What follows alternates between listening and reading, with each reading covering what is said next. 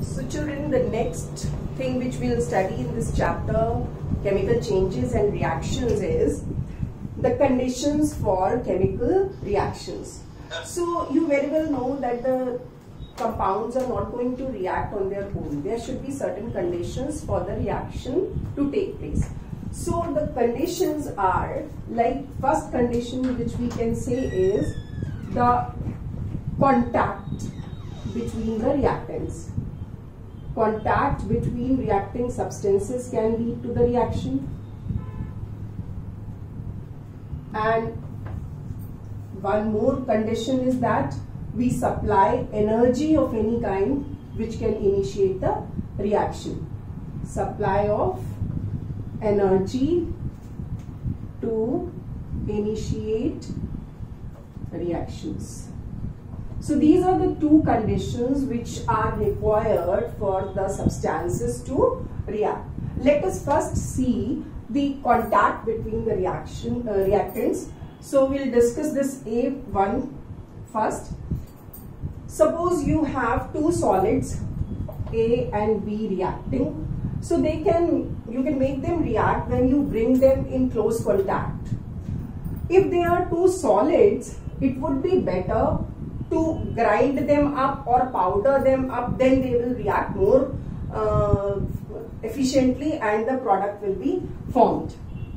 So let us take one more reaction of this type, in which close contact between the reactants leads to the formation of the product.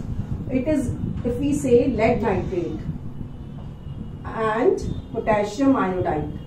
Lead nitrate and potassium iodide react to form potassium nitrate and lead iodide.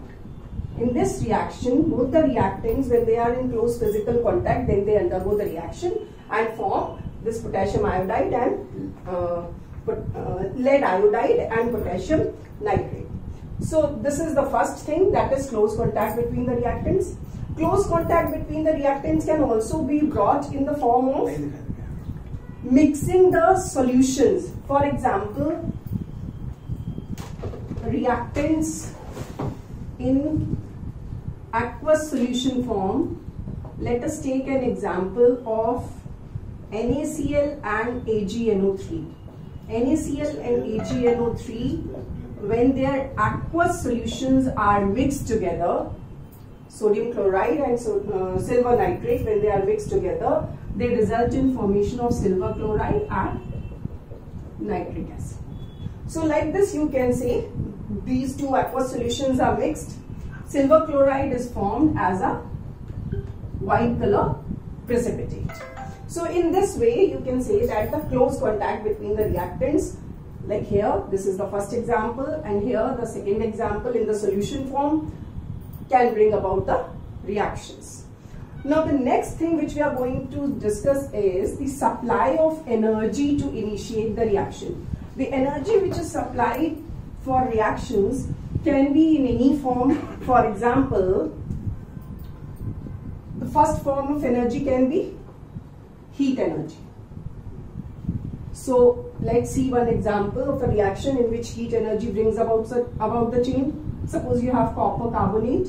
When you heat it, heat is denoted by this triangle. It gives copper oxide and carbon dioxide. So this is an example where the heat energy is bringing about the reaction. Next reaction we can see where light energy is required to bring about the reaction.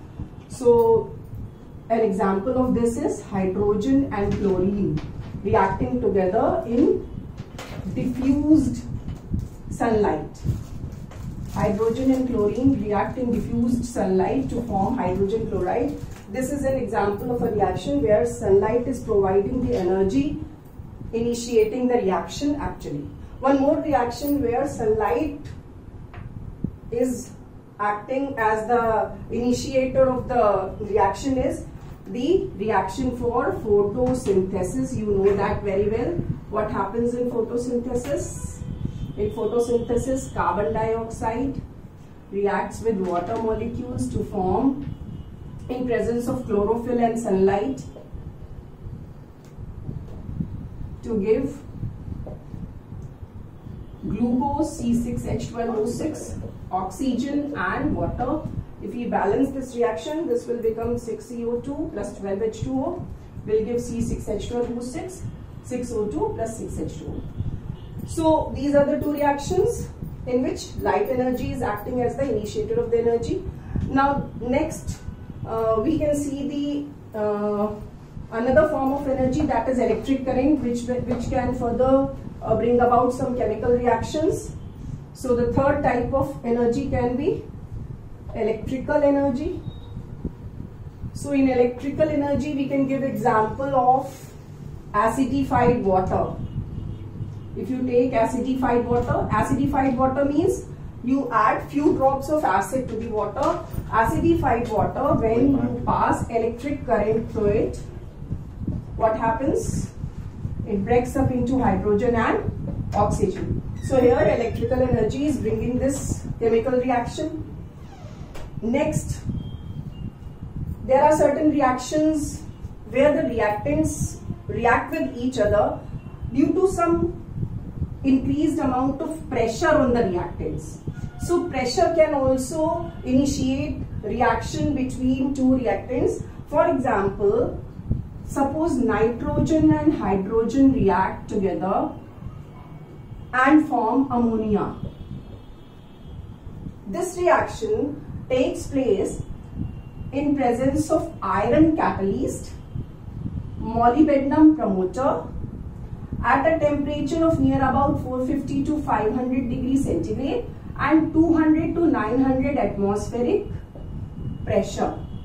So here, when two gases are having near about 200 to 900 atmospheric pressure, they are brought in that much amount of atmospheric pressure, then they undergo reaction. Here you have iron as the catalyst, molybdenum as the promoter, and temperature conditions are also there. So here pressure is bringing the change.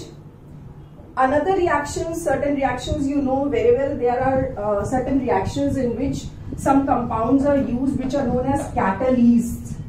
So next reaction which we are going to discuss is reactions in which catalysts are used. What are catalysts? They are the chemical compounds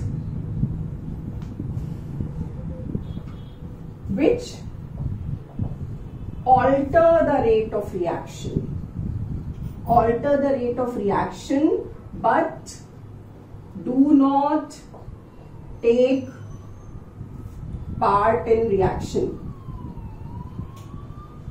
So they are known as catalysts. Now catalysts alter the rate of reaction means they can bring about a positive change or a negative change also. Positive change means they can increase the rate of reaction. Negative change means they can decrease the rate of reaction. So catalysts can be of two types. Positive catalyst, increase rate of reaction, and negative catalysts,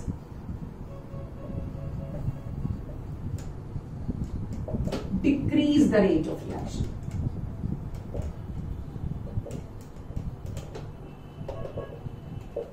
Let us see one example of catalytic reaction. Suppose you have potassium chlorate. It reacts in presence of manganese dioxide, MnO2, to give potassium chloride, 2KCl, and oxygen is released. So this is a catalytic reaction where the catalyst is being used to bring about the reaction.